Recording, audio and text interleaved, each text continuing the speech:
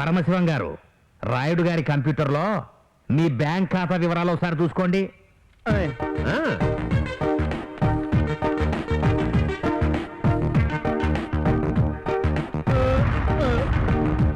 అదేంటి అధ్యక్ష, నా అకౌంట్ లో 5 లక్షల రూపాయలు ఉండాలి. అందులో గవర్నమెంట్ అకౌంట్ లో 75,000 రూపాయలు ట్రాన్స్ఫర్ అయిపోయింది. అలా ఎందుకు జరిగింది నాకు ఎన్నో తెలియాలి. చూడండి పరమశివం గారు, ఇదంతా ప్రభుత్వ ఆస్తి, అంటే ప్రజల ఆస్తి. This is the government for the people, by the people, of the people. అంటే ప్రజల కొరకు, ప్రజల యొక్క, ప్రజల వల్ల ఏర్పడిన ప్రభుత్వం. కాబట్టి ప్రభుత్వ ఆస్తిని పరిరక్షించాల్సిన బాధ్యత మనందరిది. ఈ పార్లమెంట్లో చట్టాలను రూపొందించి శాసనాలుగా అమలు పరచాల్సింది మనమే. మరి ఆ చట్టాలని, శాసనాల్ని మనమే ఉల్లంఘిస్తే ఎలా? చెప్పండి, మనమే ఉల్లంఘిస్తే ఎలా? I'm sorry, we have no right at all. నేను ఈ విషయాన్ని సభ ప్రారంభానికి ముందు మీ అందరికీ చాలా స్పష్టంగా చెప్పాను.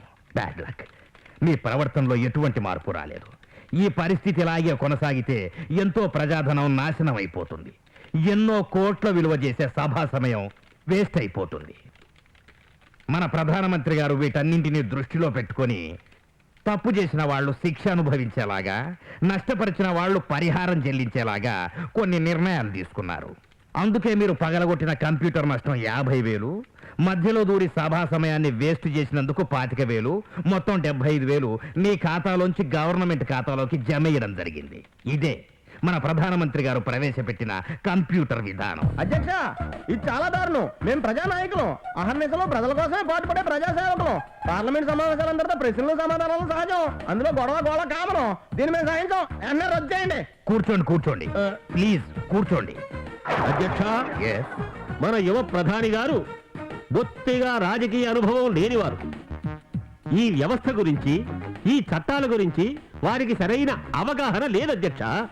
కాబట్టి ఈ నిర్ణయాల్ని ఉపసంహరించుకోవాల్సిందిగా కేంద్ర పార్లమెంటరీ వ్యవహారాల మంత్రిగా నేను తమరికి మనవి చేసుకుంటున్నాను.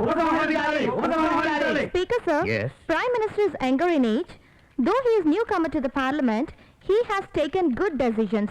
Please don't change this decision. Okay. అయ్యా పరమశివం గారు, మీరన్నట్టు మనం ప్రజానాయకులం, ప్రజల కోసం అహర్నిశలు పాటుపడే ప్రజా సేవకులం.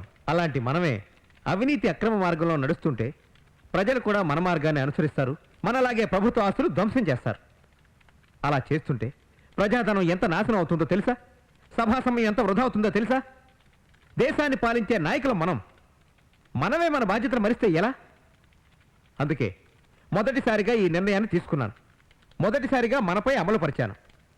దీన్ని రద్దు చేయడానికి వీలు లేదు. దయచేసి సభకు సహకరించండి. చూడండి రాయుడు గారు, మా అల్లుడు మనకు మేలు చేస్తాడు, మనకు అందుబాటులో ఉంటాడని చెప్పి మా పార్టీ సపోర్ట్తో ఆయన పిఎం చేశారు. ఇప్పుడు మీ అల్లుడు గారే మన ఆస్తులకు ఎసరు పెట్టాడు. దీన్ని నేను సహించను. ఆయన వల్ల నాకు వచ్చిన పదవికి, నా పార్టీ సభ్యత్వానికి నేను రాజీనామా చేస్తాను. పరమశివం గారు, మీరు మీ పదవికి, పార్లమెంట్ సభ్యత్వానికి రాజీనామా చేయదలుచుకున్నారనుకోండి, ఓకే, మీ ఇష్టం. కానీ మీ ఎలక్షన్ అప్పుడు ఖర్చు చేయబడ్డ గవర్నమెంట్ ధనమంతా కూడా మీరు ఇప్పుడు ప్రభుత్వానికి చెల్లించాల్సి ఉంటుంది. ఒకవేళ చెల్లించలేదనుకోండి, శాశ్వతంగా మీరు రాజకీయాలకు దూరమై జైల్లో కూర్చోవాల్సి ఉంటుంది. దానికి ఇష్టమైతే రాజీనామా చేయండి, నాకేం అభ్యంతరం లేదు. అధ్యక్ష, మన ప్రధాని గారు తీసుకున్న నిర్ణయాలు మన పార్లమెంట్ నాయకులకే వర్తిస్తాయా, లేక ప్రజలకు కూడా వర్తిస్తాయా? ఒకసారి కంప్యూటర్లో మీ బ్యాంక్ ఖాతా వివరాలు చూసుకుంటే అన్ని విషయాలు మీకే అర్థం అవుతాయి. అధ్యక్ష, నా బ్యాంకు ఖాతాలో 4 కోట్ల రూపాయలు ఉన్నాయి. అవి ప్రభుత్వ ఖాతాలోకి ట్రాన్స్ఫర్ అయ్యాయి. ఎలా ట్రాన్స్ఫర్ అయ్యాయో చెప్పమనండి అధ్యక్ష. చూడండి, ఆ 4 కోట్లు మీరు గవర్నమెంట్కు ట్యాక్సులు కట్టకుండా ఎగ్గొట్టి కూడబెట్టిన డబ్బు. It's nothing but black money. అందుకే ఆ డబ్బు మీ ఖాతాలోంచి గవర్నమెంట్ ఖాతాలోకి ఆటోమేటిక్ గా ట్రాన్స్ఫర్ అయిపోయింది. स्पीकर साहब, मेरा बैंक अकाउंट से 1 लाख रुपया गवर्नमेंट हॉस्पिटल को ट्रांसफर हो गई. ये कैसा हुआ? 1 minute. Yes I got it. మీరు హైదరాబాద్ ఎయిర్పోర్ట్కు బయలుదేరినప్పుడు మీ కారు ఒక వ్యక్తిని డాష్ ఇచ్చింది. మీరేమాత్రం పట్టించుకోకుండా ఫ్లైట్ ఎక్కి ఢిల్లీ వచ్చేశారు.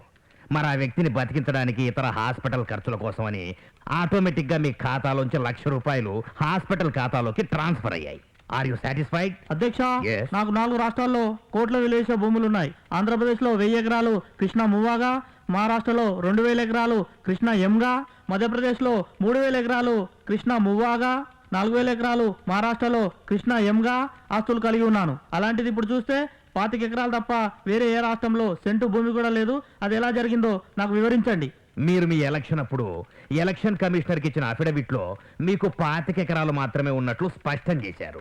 అందుకని ఆ 25 ఎకరాలను అలాగే ఉంచేసి బినామీ పేర్ల మీద ఉన్న వాటిని గవర్నమెంట్ లాగేసుకోండి. That's all. గడ్డి బాబు దగ్గర కుక్కని కట్టేస్తే అది తినదంట, పశువుల్ని తినదంట. అలాగే ఊరికే పని పాట లేకుండా జులైలా తిరిగే మా వాడిని పిఎంగా చేస్తే వాడు తినకపోగా మన నోట్లో దుమ్ము కొడుతున్నాడు. కర్మ. మా అల్లుడు ఎర్రంగలప్ప మనం ఆడిందే ఆట పాడిందే పాట అన్నారు. ఇప్పుడు ఇతను చూస్తూనే మన కొంపలా కూల్చేసేలా ఉన్నాడు. ఇంకా లాభం లేదు. ఇతనికి ఇచ్చిన మద్దతు ఉపసంహరించుకుని అర్జెంటుగా పదవి నుంచి తొలగించాలి. అధ్యక్ష, కోతికి కొబ్బరికాయ దొరికితే ఎలా ఉంటుందో మన ప్రధాని గారి పరిస్థితి కూడా అలాగే ఉంది. ఏ రాజ్యాంగంలోనూ లేని విధంగా వారు నిర్ణయాలు తీసుకుని మా ఆస్తుల్ని లూటీ చేయించారు. ప్రజల్ని పాలించే మా పరిస్థితే ఇలా ఉందంటే ఇక సామాన్య ప్రజల పరిస్థితి ఎలా ఉంటుంది అధ్యక్ష? వారు తీసుకున్న నిర్ణయాలకు వ్యతిరేకంగా మా అఖిలపక్ష పార్టీల మద్దతును మేము ఉపసంహరించుకుంటున్నాం అధ్యక్ష. కావున తక్షణమే ప్రధాని గారిని రాజీనామా చేయవలసిందిగా మేము డిమాండ్ చేస్తున్నాం. అధ్యక్ష, ఎస్, ప్రజల సంక్షేమాన్ని దృష్టిలో పెట్టుకుని నేను తీసుకున్న నిర్ణయాలు కొంతమందికి నిష్ఠూరంగా తోస్తున్నాయి. నన్ను రాజీనామా చేయవలసిందిగా డిమాండ్ చేస్తూ సభను స్పందింపచేస్తున్నారు. అయినా నేను ఎవరికి తల వంచేది లేదు. మా నాన్నగారు కన్న కలలను నిజం చేసి తీరుతాను. ఇక ముందు ఇలాంటి సమస్యలు జరగకుండా ఉండడానికి రాజ్యాంగాన్ని సవరిస్తూ కొత్త బిల్లులు రూపొందించాను. వాటి విధి విధానాలను సభకు తెలియపరుస్తాను. అధ్యక్ష, మన దేశంలో ఎన్నో జాతుల, మతాల, భాషల, సంస్కృతుల, సంప్రదాయాలు వాళ్ళు ఉన్నారు. ఎందరు ఉన్నా అందరూ భారతీయులుగానే కొనసాగారు. పూర్వం ప్రపంచ దేశాలు సైతం మన భారతదేశ నాగరికత, సంస్కృతి, సంప్రదాయాలు నేర్చుకుని వాళ్ళ సమాజాన్ని సరిదిద్దుకున్నారు, మానవతా విలువలను పెంపొందించుకున్నారు. మరి నేడు మన యువత పాశ్చాత్య నాగరికత వ్యామోహంలో పడి మానవతా విలువలు దిగజార్చి కులానికొక్కరుగా, మతానికొక్కరుగా, జాతికొక్కరుగా విడిపోయి మన దేశాన్ని రావణ కష్టంగా మారుస్తున్నారు. అధ్యక్ష, మనం రాజకీయాల్లోకి వచ్చే ముందు మన ఆస్తిపాస్తులు ఏంటో అందరికీ తెలుసు. మనం పదవులు పొందిన తర్వాత మన ఆస్తులు ఎన్ని పెరిగాయో కూడా ప్రజలకు తెలుసు. అన్నీ తెలుసు కూడా మనం ఎన్నికల కమిషనర్ అఫిడవిట్లో మరియు ఇన్కమ్ ట్యాక్స్ ఆఫీసులో మనం తెలియపరిచేదేంటో అందరికీ తెలుసు. అధ్యక్ష, మనం ఎన్నికల కమిషనర్ చెవుల్లో పూలు పెడుతున్నామా, లేక అధికారుల చెవుల్లోనా, లేక ప్రజల చెవుల్లోనా? అధ్యక్ష, ఒక్కసారి మనం ఆలోచించుకుంటే మనం ఎన్ని అబద్ధాలు చెప్తున్నామో తెలుస్తుంది.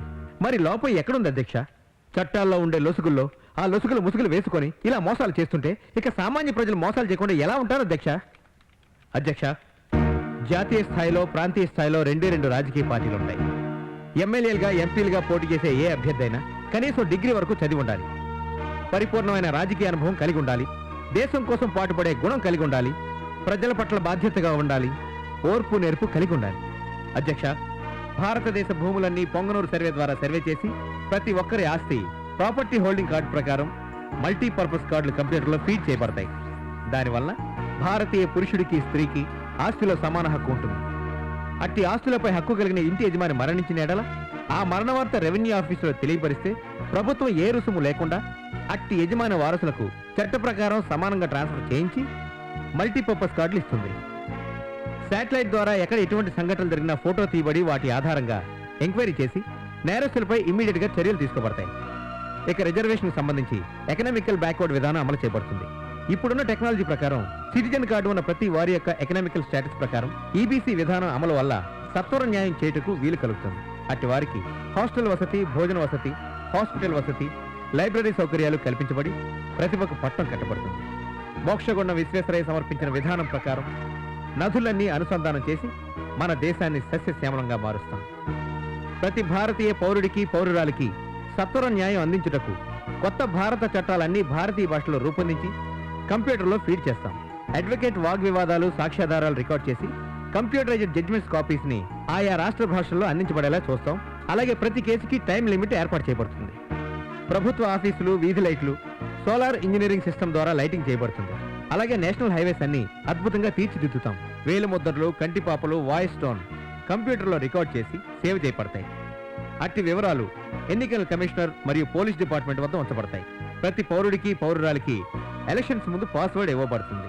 భారతదేశంలో గల ఏ నెట్ సెంటర్ నుండైనా ఓటు చేసే వీలుంది.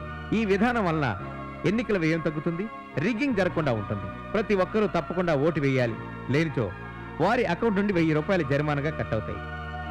ప్రభుత్వానికి సంబంధించిన టెండర్లన్నీ ఆన్లైన్ ప్రక్రియ ద్వారానే ఎంపిక చేయబడతాయి. పేపర్ మనీ 1000 రూపాయలు, 500, 100 నోట్లన్నీ రద్దు చేయబడతాయి. మన దేశం మొత్తానికి ఒకే చట్టం, అదే భారత చట్టం. అధ్యక్ష, ఇవి నేను రూపొందించిన కొత్త బిల్లులు. వీటిని సభ ముందు పెడుతున్నాను. వీటిని ప్రతి ఒక్కరూ ఆమోదిస్తారని ఆశిస్తున్నాను. ప్రధానమంత్రి ప్రవేశపెట్టిన ఈ కొత్త బిల్లులకి మీరు మీ ఆమోదాన్ని తెలియజేయాలని కోరుతున్నాను.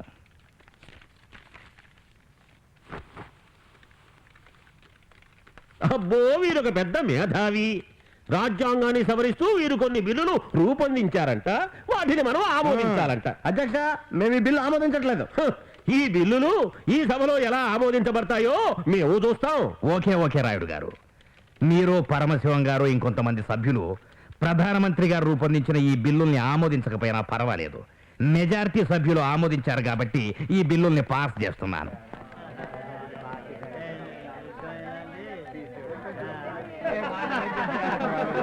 ఈ సభను ఇంతటితో వాయిదా వేస్తున్నాను. ఆయన ఆశయాల్ని కాపాడి ఈ ప్రజలకు గొప్ప మేలు చేశాడు. ఆ తృప్తి చాలు. కన్న తండ్రిని చంపి గద్దెనెక్కారా? గద్దెనెక్క